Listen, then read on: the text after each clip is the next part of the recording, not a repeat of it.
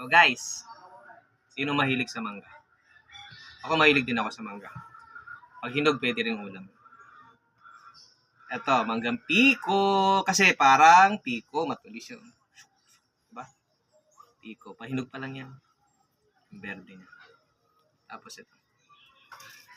Kinalabaw. Kasi siksik. Oh. Punong-puno. Pinagkaiba niya. Oh. Diba?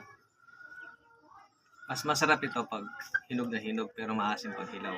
Ito naman kahit hindi siya masyadong hinog, matamis siya.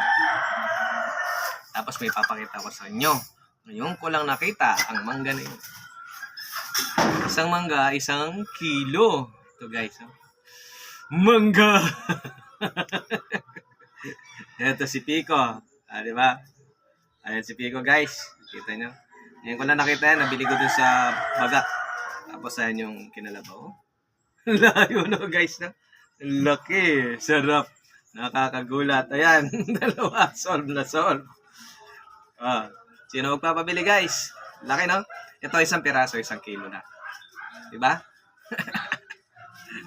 Salamat!